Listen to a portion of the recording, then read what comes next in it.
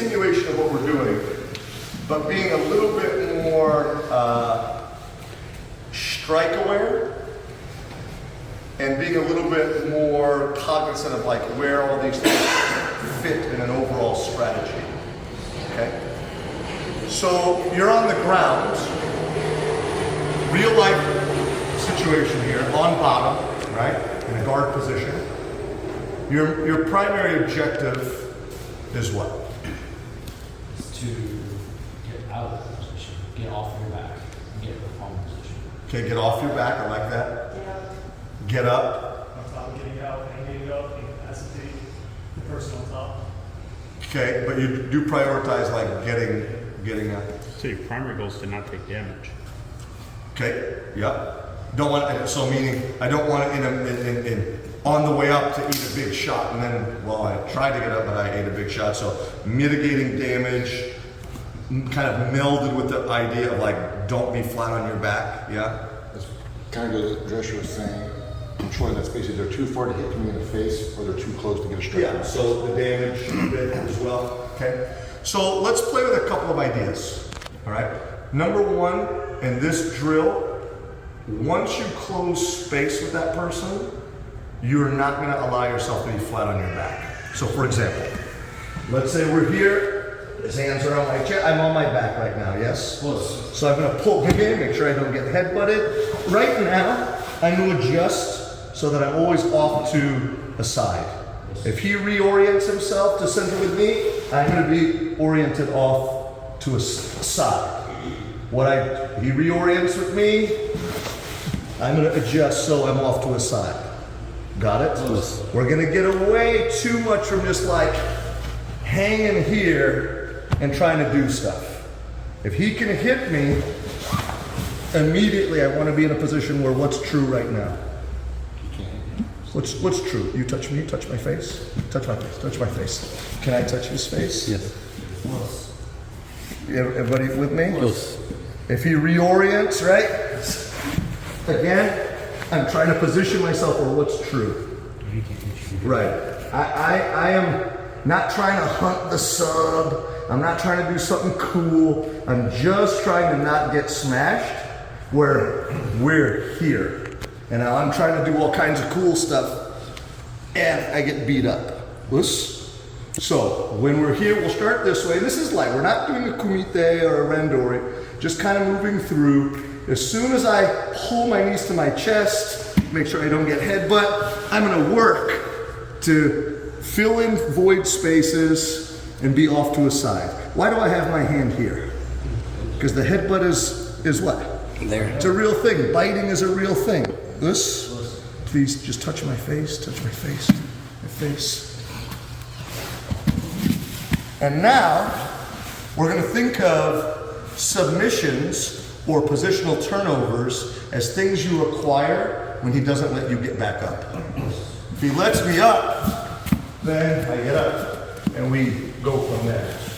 Make sense? So I guess the most base would be like something like, okay, check it out. So this is super simple. I'm here, I get up to my side, I shove his head, and what do I want to do? Get up. I'm just gonna do a get up. He doesn't let me. So then maybe I do a positional reversal because he didn't let me just get up, right? Or maybe same scenario. I'm here, I trip off the side. I start pushing his head so I can get up. He doesn't let me get up. Okay, fine.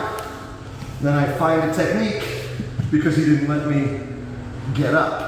But it's not me being flat on my back, his center and my center lined up, and I'm just hunting for stuff. I don't like the possibilities here. So we're gonna start where you're in a position where you're ultra hip, hand, and head aware. And my goal is what? Not get damaged. Not get hit and Get up. Get up. I am going to get up. He doesn't let me get up. Okay, fine. Then I find something because he grabs my wrist, he grabs my leg, he tries to force me back to the ground, and so I use those situations to reverse position, or if he overextends in an attempt to keep me down or to hit my face, then I lock him up. But the priority is don't get hit, get back up. It's not to have a ground fight. It's not to have a grapple. But if he doesn't let you up and you're able to try to get up without taking damage and he grabs your leg or pushes you down, then yeah, he's going to start to overextend and do stupid stuff in an attempt to reach your face to hit you or to keep you on the ground. If he doesn't, you're going to get back up. Got it? Yes. Is that like as clear as mud, or is that confusing? Is that clear? Talk to me. Makes sense? Again, we're not doing a what? It's not a full render. So let's have you on the ground here.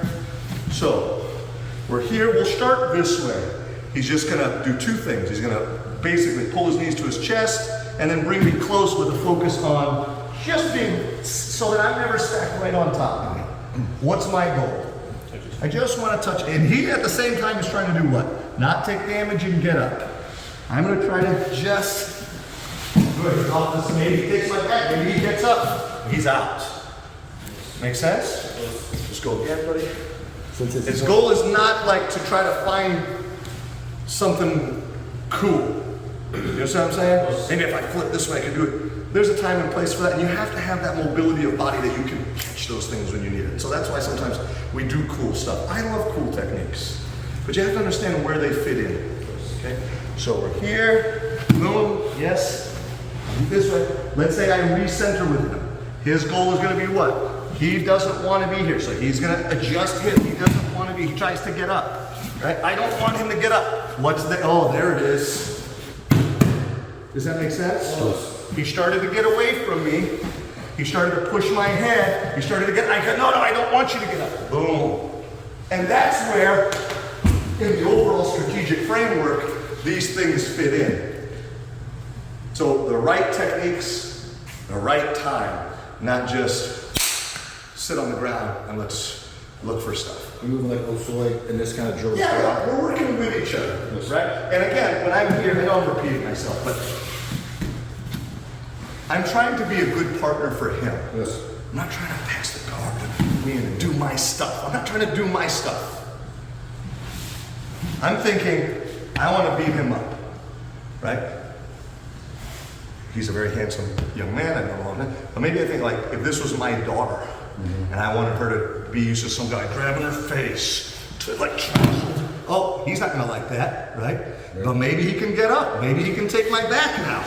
I don't want that. I didn't want that, so that's where what? Things open up. Right, but so let's go back. Let's go, you were on your knee, you were on your knee. If he could get up, he's gonna prioritize what? Get up. He's not gonna prioritize, oh, maybe I can throw my hooks in and get a sick rear naked choke. That's not what he's prioritizing. He's prioritizing, get up. So he's here, he starts to get up, and I go, no. Okay, fine, now he gets his sick rear naked choke. Yes. But it's not, he's just throwing himself on his back with a guy on top of him on the ground, right, just because it was there. But also just get up and knee him in the face was there too. Yeah. Make sense? I'm trying to survive. Yeah, and you're trying to, you want positional superiority with a street filter context, right? So clearly him sitting on my back is better for him than it is for me. Right. In kind of the vacuum of what? Just you two. Yes. As soon as we realize you're my buddy and you've got a knife, I'm gonna hold it. Come on, man, let's go, get this guy. Yeah, hold him down. Yeah. Right? So there may be a context where that's perfectly appropriate. There may be a context where that's gonna get him killed. But keeping your guy down and you getting back up, what do we do all the time? You throw so that they're down and you're up. That's always a good situation to be in, whether it's to pull a firearm, to hit him, to throw a lock on, to run away. And if something happens, right, let's go back to that scenario. Again, he's here. He's like 3/4 of the way out, right? He's 3/4, he's getting up, and then I go, no. Then maybe now he finds something. Maybe he decides he's gonna get on top. So now again, now he can hit me, he could run away. He could apply a lock or a choke too. Yes. But I guess what I'm trying to emphasize is this doing the Newaza practice, being aware of not just submissions versus submissions, where you're playing a jujitsu versus jujitsu game, right, but you're thinking about like, how does this apply? If we were to do this on concrete, how much rolling do I want to be doing on the concrete? I want to get my ass up, man. I want his face digging into the pavement. I'm not sitting there doing barren bolo spin. Get rid of all that craziness. The fundamentals, right? When do I find a jujitsu? Or you're never looking for a jujitsu. You're trying to not get hit and get out from this position. And if he does something stupid and exposes his neck and doesn't let you up, then fine. You'll take his neck, choke him unconscious. When he's unconscious, you'll get back up. Yes. Or you'll take an arm, right? But you're not like, I had the opportunity to get up, right? Like, I have a cross collar grip. I'm here, can you touch my face? Okay, can you touch my face with the other hand? So what should I be doing? Get out of that. Like, not hunting for any, like, how about don't get your face touched? Yes. Okay, now maybe I try to get up. He doesn't let me up. Okay, fine. Now I find a technique. I could block this. I could get up. Yes. But it's not like I'm just hunting for the stuff I want to do. I want to be able, like what we did a moment ago. All of that was just a precursor to make sure that you have all of them. You have all the things that you could do. Don't hunt. But wait until the opportunity, the situation calls for it, and it'll fall into your lap. So you're not kind of looking for it. It'll scream itself to you. The arm lock is there. They've exposed their neck, right? Or just get up if you can get up. Yes. Okay, got it? All right, how'd you make this?